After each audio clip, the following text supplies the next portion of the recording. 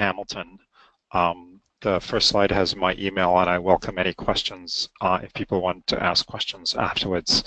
I do go on Twitter, as a number of us thrombodocs are doing recently, to sort of vet hot topics.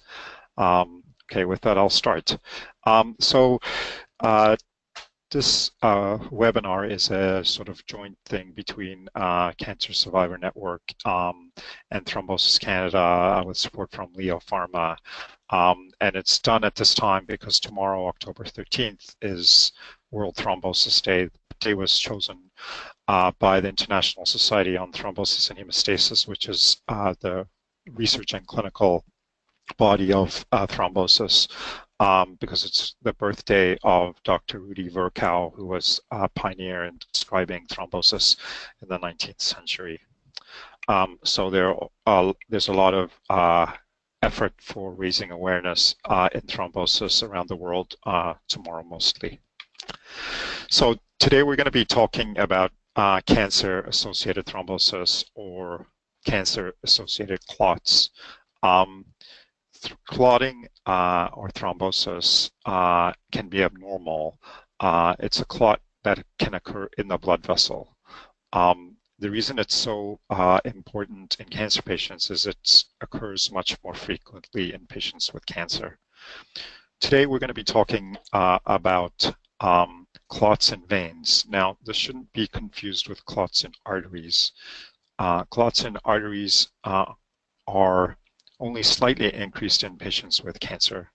Clots in arteries cause heart attacks and strokes.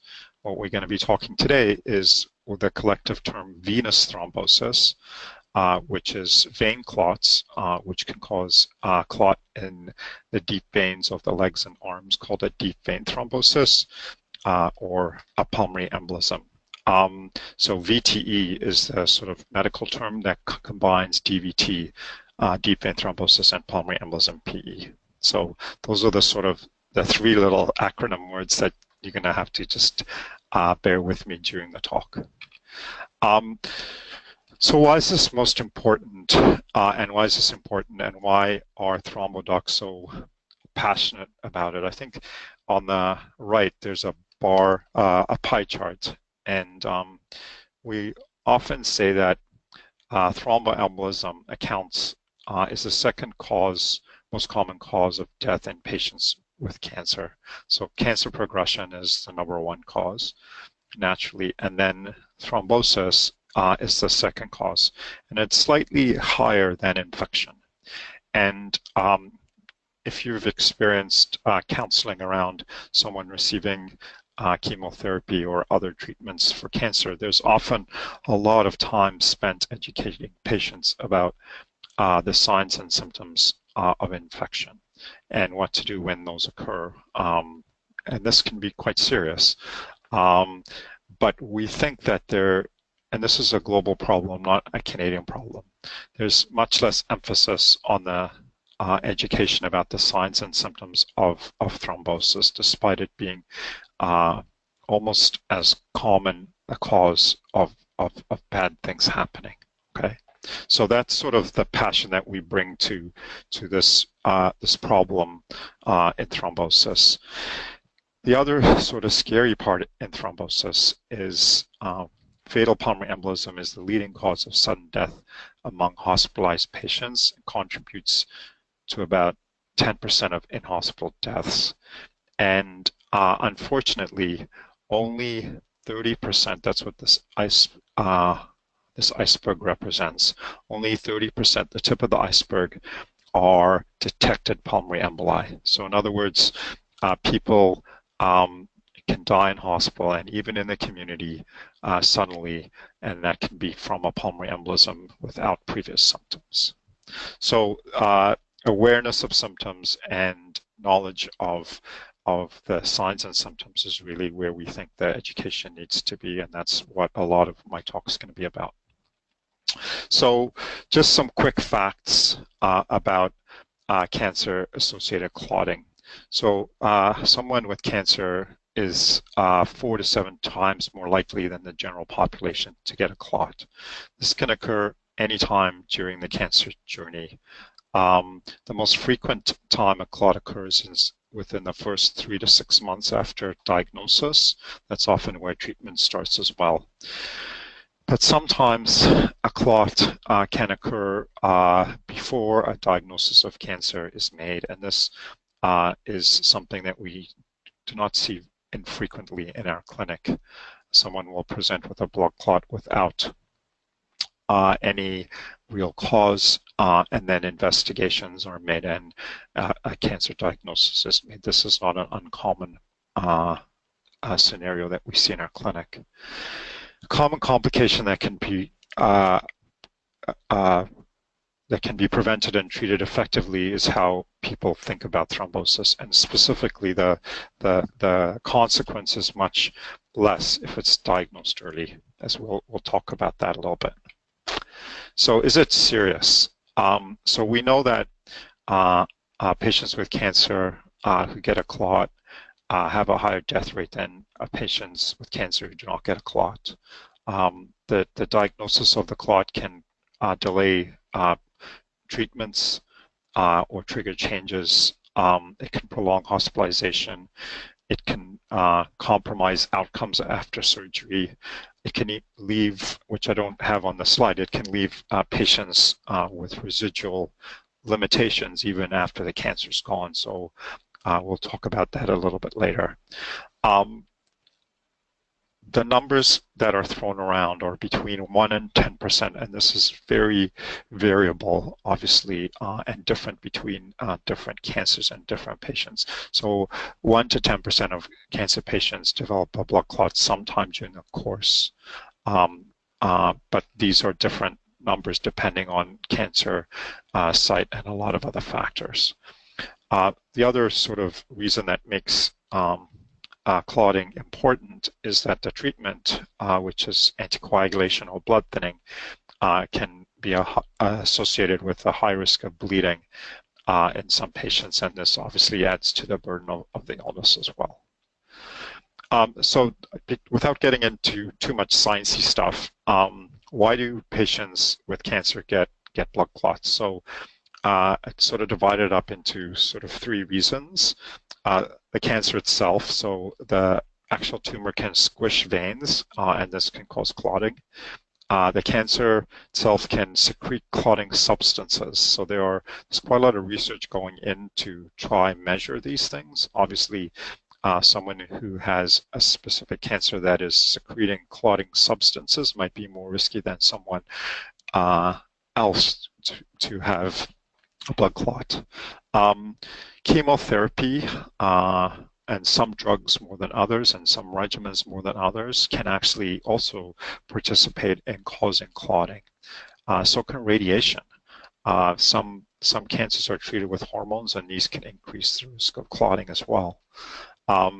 Lines and IVs are a foreign body in the blood vessel and the vein, and these can also increase the risk of clotting.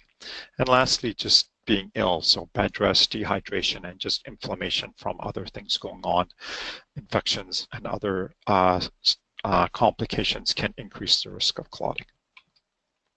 So the next few slides go through a cartoon video, which we actually have instituted at the Chervinsky for patients to see before they get chemo. The total video is about 5 minutes, and it's on the Thrombosis Canada website. I think it's on the Leo website as well. And I've just sort of captured a few frames from it just to simply talk about some of the things I want to talk about. So I think the most important thing is the risk of getting a clot is not the same in all people. So some people with cancer can have a very, very low risk of clotting, and others a much higher risk of clotting. And the science behind that is still evolving. Today, we do not, I think, have a very good tool to say to a patient, you have a very high risk or you have a very low risk. A lot of them are sort of hand-wavy things and not that predictive. Things that we know. So the risk of clot is higher if the cancer is active and growing. we know that when patients are receiving chemotherapy or other treatments, including surgery for cancer, the risk of getting a clot is much higher. If a patient has other conditions, other infections, like infections or other side effects that cause a lot of inflammation, this can also increase the risk of clotting. So let's go through the two venous thrombosis conditions, DVT and pulmonary embolism, and sort of describe really what they are, because I think this helps understand it quite a lot. So this is a picture of the blood vessels in the legs.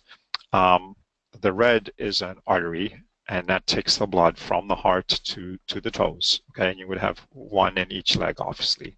And the blue is a vein, and it brings the blood back from the toes back to the body. So what we're talking is clots in veins. So a DVT is a clot that occurs in one of these deep veins in the leg. They often occur at valves. You can see this little blue line here is a valve because that's where the blood is not moving the most. So when you walk, you squish your calf muscles and it squishes the veins and it pushes the blood back to your heart. When you're not doing that, the valves are keeping the blood up, keeping the pressure up. So that's where the blood is stagnant, or what we call in medical terms stasis, and this can increase the risk of the clotting. So clots mostly initiate in the veins in these valves. So the signs and symptoms of a blood clot can be cramping in the calf like a Charlie horse, and a swelling in the leg that can be a discoloration and a warmth. It's almost never the foot. It's usually the calf and then can go to the thigh. DVT symptoms never come and go in a short period of time. So typical, a patient would complain of these symptoms getting worse and worse and worse all the time. You can also get a clot in the veins of the arm. So PICC lines or other IVs for taking blood or chemotherapy utilize veins, and you can get a clot in those veins as well in the arm.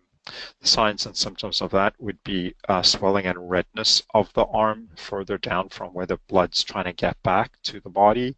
You can also get an aching in the shoulder, a tightness underneath the arm, and sometimes you can see prominent blood vessels in the hand or on the chest as the blood is pooling, or in the hands, or trying to find another way back, which is why you can get large veins prominent in the chest. The catheter may be working or may not be working. So one of the symptoms can be the catheter is not working. I just put this anatomy picture in just to sort of educate how DVT, which we've gone through, and pulmonary and PE, which is pulmonary embolism, are linked. So again, you got the heart here and the red arteries taking the blood to the toes at the bottom, and then these blue veins at the bottom are veins. They're not blue, but in this picture they're blue.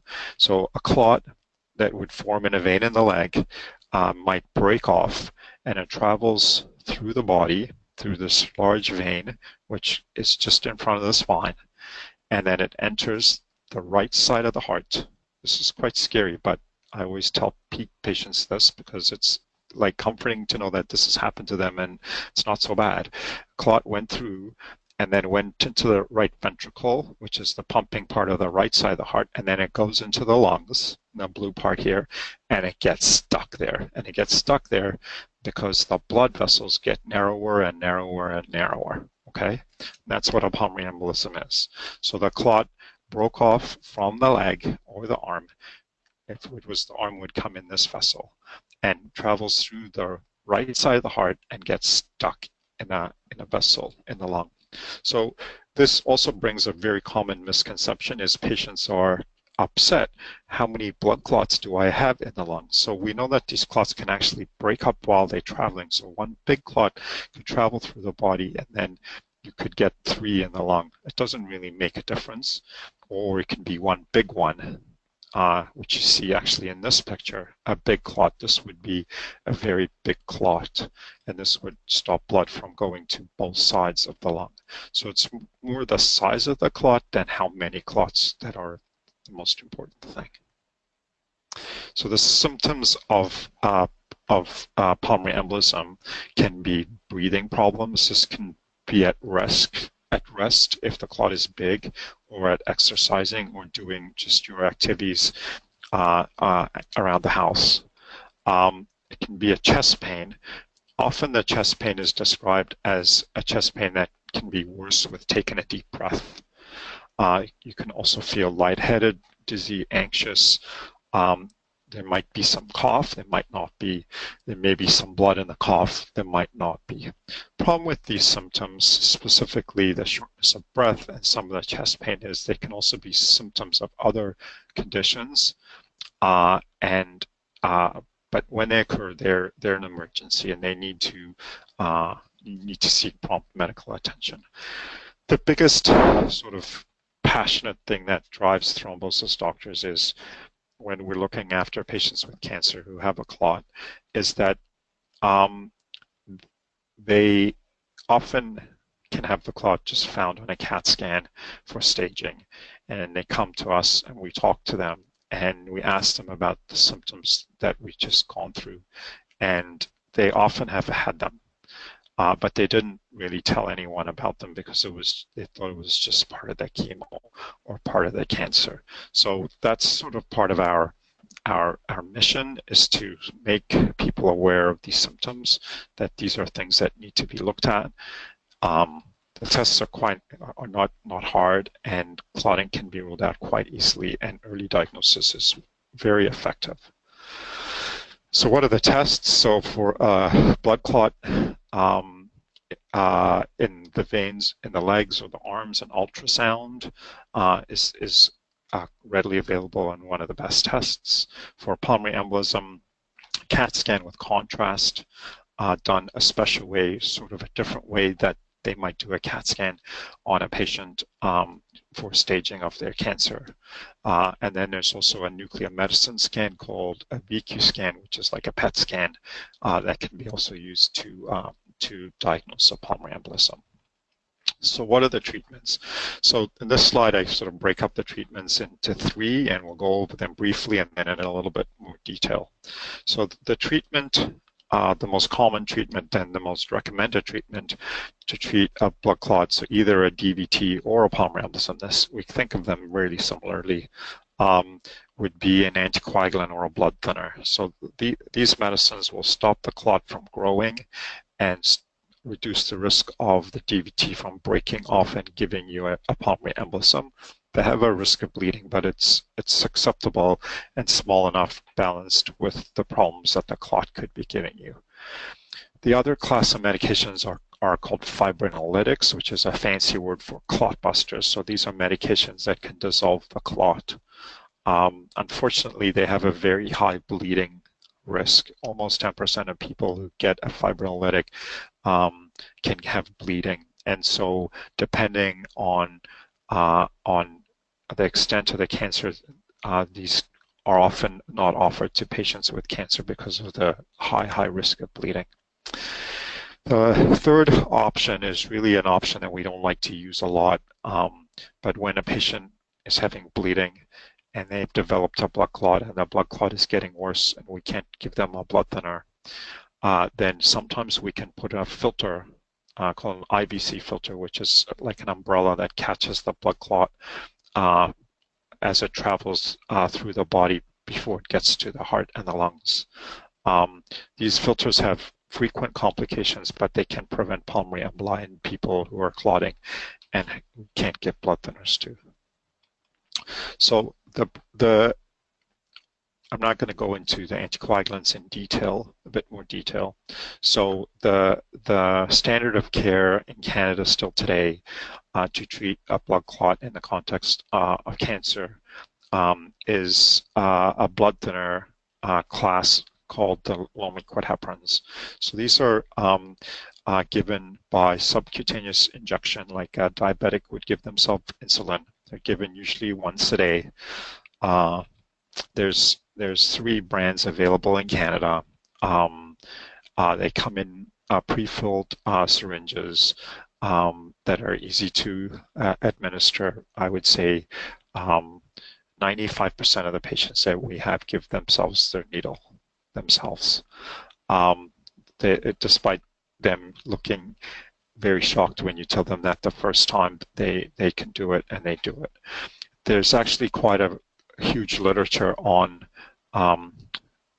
patient acceptance of needles, and you might think that it would be a terrible thing, but the quantitative and qualitative literature on interviewing patients with cancer about what they thought about their low liquid heparin injection regimen, it's acceptable, much more acceptable than you would think. So the dose of the needle is determined by the weight of the patient and the kidney function, and the doctors can determine the dose. Obviously, if there's bleeding, we can reduce the dose. So you can say, why not pills? So this is a little bit of a poor taste cartoon about warfarin, and that says at the bottom, excuse me, I wonder if I might give the warfarin another try, because warfarin is one of the components in rat poison, but it's also a very effective anticoagulant. That's a pill. The problem with warfarin is that it has many, many food interactions, as you can see on this slide, and also drug-drug interactions. So if you're on a medicine that starts and stops over days, it can affect your INR, which is how we measure the effect of warfarin. So warfarin can be a very good anticoagulant, but in patients with cancer who are undergoing treatments that their appetite might not be stable, their medication regimen might change day by day or week by week, it can be very difficult to control the warfarin, and that's why it's not really the preferred option. And in trials, the needles with low liquid heparin were better than warfarin in treating blood clots in cancer patients. Some of you might know through ads on TV or family members about the new class of blood thinners, and the brands are shown here on this slide. So these are blood thinners that have entered the market over the last 5 or 6 years, and they're mostly replacing warfarin. They're pills, and there have been studies using them to treat vein blood clots in patients without cancer. And there are ongoing studies, one just completed, and 2 more that are ongoing, studying these medications in the context of treating blood clots in patients with cancer. The worries about using them is that the trials that had studied them in patients who do not have cancer only had a small fraction of people who had cancer, under 5%. And we worry about drug interactions, and we worry about what to do when the blood counts go low, which can happen, specifically the blood count of platelets, which is something that stops bleeding. So we'll see where these medications fit in the treatment of clots in the context of cancer. But at the moment, it's sort of an individualized decision based on the treatment and based on the risk of bleeding, and sometimes whether the patient's tired of needles. I can take more questions about this obviously later. So I just want to go through a couple of misconceptions, and I think the biggest one we see is that the anticoagulants are not clot busters. The body is. So the anticoagulants stop the blood from clotting quickly, which stops the clot that's there from growing, prevents it from embolizing, but the body slowly dissolves the blood clot. Okay, the blood thinner does not dissolve the blood clot. So what does this actually mean? So when someone gets a blood clot, either a pulmonary embolism or a DVT, we don't really need to usually re-image the lung again or do an ultrasound of the legs or the arms again, because we're hoping that the body is dissolving the blood clot. It also means that the symptoms of the blood clot, so the swollen leg, the shortness of breath, the chest pain, these symptoms don't go away quickly. They can take weeks or even months to improve.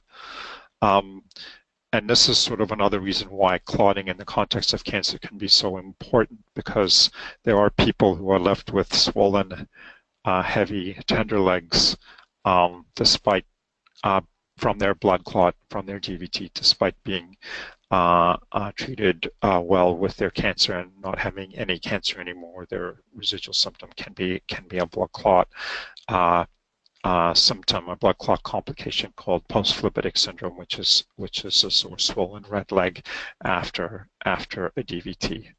And this obviously is not a good scenario. The other thing that this kind of misconception means is that if someone's symptoms worsen once they've been diagnosed and treated, you do need to image again, you do need to do another CAT scan, you do need to do another ultrasound, because there are some patients who will clot despite the proper dose of an anticoagulant. This occurs in about 10% of patients with cancers and thrombosis. Most of these patients will have their recurrence in the first month after the diagnosis of the clot. So it's very important that if the symptoms worsen, that you seek medical attention. The expectation would be that symptoms would improve slowly. If they worsen, that can be a problem. So what can we do to prevent blood clots? So the slide has all the sort of mentioned recognized preventions. So obviously recognizing the signs and symptoms and seeking medical attention promptly is important. Maintaining a healthy and active lifestyle, mostly walking and not being immobile, is important. We know that patients who are heavier have a higher risk of clots as well. Smoking has a small increased risk, and we know very well that dehydration is a risk of clotting. So drinking water is very important. The other thing I think is the recognition of times when clotting is at high risk. So for instance, when a patient with cancer is in hospital, they're at a much higher risk to get a clot. So it's very common, normal practice in most hospitals, and actually a part of accreditation in Canada is that clots need to be prevented. And this can be done either by compression stockings or anticoagulants, so low liquid heparin injections, and then the new pills are also being studied in this context as well. So as I said before, so more aggressive approaches when the risk is higher. So when someone's in hospital for a complication, if they are after surgery, and there's some trials and some protocols that are beginning to address this as well. So in other words, giving patients some kind of blood thinning medicine for a week or a month after they're discharged from hospital after cancer surgery is becoming more common. And then, even immobilization such as a very long flight or drive can be a time when risk can be higher. And so although someone's risk of clotting may not be high given their cancer treatment, if something like this happens, it may be higher for a short period of time. So sometimes more aggressive measures such as the compression stockings or anticoagulants can be used to prevent the clotting. With this, I'm going to close. I'm just going to direct people to 5 websites. So Thrombosis Canada is a nonprofit organization that is aimed at excellence in thrombosis care. It's aimed at healthcare providers, but there are quite a few patient resources on the website as well. If you're in a place and you don't think the doctor knows what they should about blood clots, then you can direct them to Thrombosis Canada. There are 2 websites by hosted by pharmaceutical companies. One is VTE and the other one is VTE Problem Solved, and they both have very good patient education material on them. Then there are two patient organizations, survivornet.ca. Obviously, you're on that website today, and there's for the Canadian Cancer Survivor Network, and for blood clots, specifically, not specifically about cancer, but blood clots in veins specifically, there's a patient organization called Clots Matter, and their website is www.clotsmatter.ca. So this is more information about how to contact the Canadian Cancer Survivor Network, and that's the end of my prepared slides, but I'll certainly take questions either on the webinar or by email. I can go back to my email page if you want. All right, Dr. Gross, I'll just jump in here really quickly and just remind people that they can submit their questions in the GoToWebinar control panel. There's a questions box over there. So if anyone has any questions for Dr. Gross, I'd direct you to ask them in there. So we'll just give people a few seconds here to type their questions in if they might have any, and then we'll also give them the opportunity to look at Dr. Gross's contact information there. And also, I just want to mention a couple of quick housekeeping notes for anyone who wasn't here at the beginning of the presentation. This presentation will be, it's recorded and will be uploaded to YouTube, and these slides will also be made available on our SlideShare account, and anyone who is registered for this webinar will get links to those tomorrow, so don't worry about that. You'll get an email with the links tomorrow to look at all this stuff again if you're so inclined. So at this point, I'm still not seeing any questions from anyone come in. If you do have a question that you think about later, or if you want to ask Dr. Gross something that you think about, later on after the presentation, there is his email on the screen there. We do have one that just came in. A question just came in from Robert, and he is asking, how do compression stockings reduce the risk of DVT and PE? Okay, so that's a good question. So really what they're doing is they're keeping the relaxed vein compressed. So think about the blood in the foot when you're standing up. It's pumped there by the heart, gets there with gravity's help when you're standing up, and then it has to get back from your toes to your heart. So our normal mechanism for doing that is you're walking and your calf muscles and your thigh muscles squeeze the vein like a fire hose, kind of squishing it along. But when it's not being squished, the vein is relaxed and is actually open, and so the blood can fall down and pool. So compression stockings squish the vein when the calf muscle is not squeezing it. Okay, so that's sort of the best low-tech approach. There are slightly higher-tech approaches that are used in hospitals and in clinical studies. So you can get something called a moon boot or a foot pump, which is a inflatable air bladder that goes around the calf muscle, and it inflates and deflates and inflates and deflates in sort of like a wave, and that can squish the vein, release the vein, squish the vein, release the vein, and that helps the blood return to the body. And then another technique is a device that has a small shock wave that compresses the calf muscle. This would be in someone who's bedridden, and that swishes the calf muscle every few seconds, and that can again simulate this calf squishing of walking, which brings the blood back to the body and reducing this stasis, or the blood just sitting there not doing anything, because that's one of the things that Rudy Werkow described as a cause of clotting, is stasis, blood just sitting there. All right, so the next question, I hope I answered that question. If I didn't, you can email me back or ask again.